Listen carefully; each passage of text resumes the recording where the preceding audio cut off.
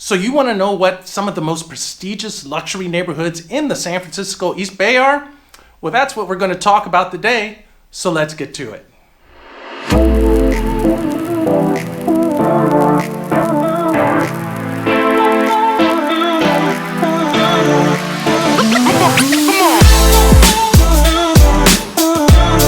Welcome to the Living in Oakland, California channel. I'm Rich Fleming, your local realtor, and I'm here to teach you everything you need to know about living, working, playing, sleeping, eating, whatever in Oakland and the rest of the San Francisco East Bay. I get a ton of people who do reach out to me because they have questions about what it's like to live here, how do they transition here, what do they need to know before they get here. And I absolutely love it. That is why I do these videos, to help you guys out. So if you have questions, you know what to do. Give me a call, drop me a text, send me an email, whatever works for you. Because when it comes to helping you relocate to Oakland and the rest of the San Francisco East Bay, I got your back. So in today's video, we're going to talk about 3 of the most prestigious luxury communities in the San Francisco East Bay. So let's get into it. So the first community we're going to talk about is located in central Contra Costa County, and that is the community of Blackhawk. So Blackhawk is an unincorporated area right next to the city of Danville. And if you're looking for it on the map, probably the easiest way to find it is to find the city of San Ramon, and in San Ramon, where 680 freeway crosses Crow Canyon, head east on the Crow Canyon until you get to Blackhawk. So Blackhawk is about 5.8 square miles and only about 9,900, maybe 10,000 people live there. And there are only about 2,400 homes divided into 6 gated communities. Most of these communities are very near the Blackhawk Country Club. Now, what people love about this area is that you still have a great deal of privacy. You have very nice homes, obviously, and you still are very close to being able to get to commerce areas like Pleasanton, like Walnut Creek, within 20 to 30 minutes or so. So right near Blackhawk are the Blackhawk Plaza, which is a small retail shopping mall, and the Blackhawk Museums. The most famous museum in this small group of museums is the Auto Museum. There are about 90 to 100 classic cars that are maintained here and are available to view by the public. So let's talk about housing in Blackhawk. Now keep in mind, Blackhawk is one of the most exclusive neighborhoods in the East Bay. So most of the homes start at about 2,500 square feet and go up from there. And prices range from a low of about $2 million and go up to about $4 to $5 million. There are some homes that are in the 8, 10, even $12 million range in Blackhawk, but most of them are going to fall in that $2 to $5 million range. As you might expect, there really isn't a rental market in Blackhawk. Almost everyone in Blackhawk owns the property they live in. So kids who live in Blackhawk do go to schools in the San Ramon Valley Unified School District. This is an excellent school district, and this is one of the main reasons that people like living in this general area, is the strong school district. So the second luxury neighborhood we're going to talk about in the East Bay is actually in the county of Alameda, and it is in the city of Pleasanton, the Ruby Hill area.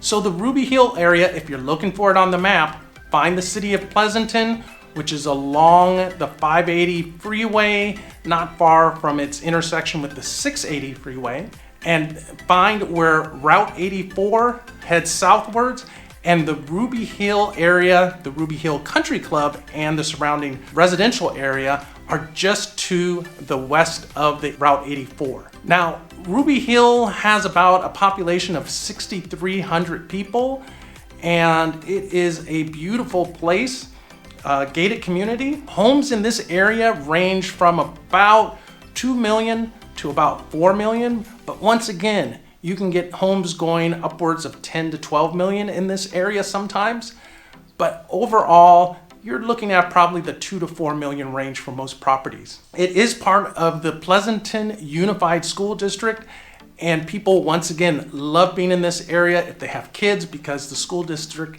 is very strong and very popular. Some of the benefits of being here, especially if you're in the tech sector, is that you're close to the Pleasanton Tech Hub, or if you need to get to parts of Silicon Valley, San Jose, Fremont, you're probably anywhere from 20 to about 45 minutes away, depending on the time of day, what's going on.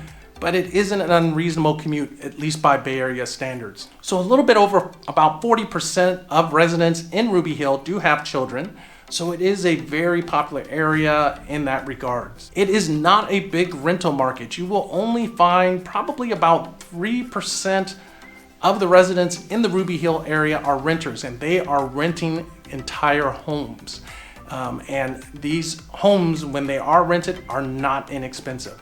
You will also get some renters who might be using granny units, ADU units, or renting a room possibly, but most of the residents there own and live in their homes. So the third luxury neighborhood we're going to talk about is also located in Alameda County, and that's the area of the Berkeley Hills in Berkeley, California. So Berkeley Hills is the area, generally speaking, north of Cedar, all the way up to the border with Kensington, which is actually in Contra Costa County. So the Berkeley Hills is a very popular neighborhood for a few reasons. The first is the views. You just cannot beat the views from the Berkeley Hills.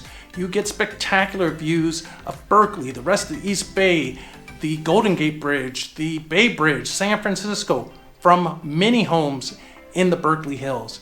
The second aspect is the geographic location.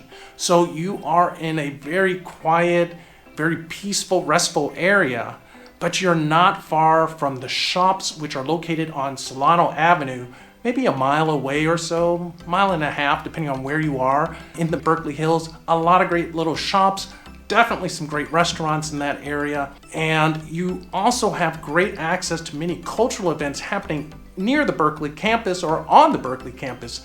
So it offers you a little bit of peace and quiet, yet you're still near it all if you like to be able to access cultural events, dining events, and get around the Bay Area pretty easily overall. The drawback to being in the Berkeley Hills is that, relatively speaking, it can take you a little while to get to a freeway. So if you need immediate access to freeways within, say, 5 minutes driving, the Berkeley Hills is probably not for you. It can take at least 10 to 15 minutes to get to a freeway from the Berkeley Hills. The schools in the area belong to the Berkeley Unified School District. They are very well rated if you believe the rating sources such as Great Schools and some other sources online. So about 25% of the households in this area do have kids. And there are definitely some good parks in this area. Also, if you enjoy roses and flowers and just the outdoors, the Berkeley Rose Garden is in this area, and it is a spectacular place to visit. Even if you're not thinking about moving to the Berkeley Hills, I definitely encourage you to check out the Berkeley Rose Garden. So the Berkeley Hills area has a population of about 15,000 people, and about 85% of them own the property that they live in. The remaining 15% are renting either cottages, maybe a room, a studio, what have you. But the vast majority of people own the house that they live in. Housing prices in the Berkeley Hills start at about $1.5 million and go up to about $4 to $4.5 million. Once again, there are a few places that'll be less than that, and there will be some places that are more than that. But that is really about the range you usually see in the Berkeley Hills area. If you are a renter in this area, it is one of the more expensive areas to rent in because it is such a great and desirable area to live in. So for a one bedroom, you might expect to pay $2,500, even $3,000 to live in the Berkeley Hills. So that's a quick summary of 3 of the most desirable luxury communities in the San Francisco East Bay. Please don't take this as a complete list of all of the most luxurious areas in the East Bay. I only picked 3 of them. I will be covering many more, such as the Mission area of Fremont, such as Orinda, Moraga. There are a lot of great places to live in the East Bay. But this was just a taste of 3 of them. So if you have questions, you know what to do. Give me a call, drop me a text, send me an email, whatever works for you. Because when it comes to helping you relocate to Oakland and the rest of the San Francisco East Bay, I got your back. If you enjoyed the video, please hit that thumbs up so YouTube knows to show it to other people who have similar interests to you. Hit that subscribe button, hit that bell notification so you know each and every time I drop a new video, and I will catch you in the next video.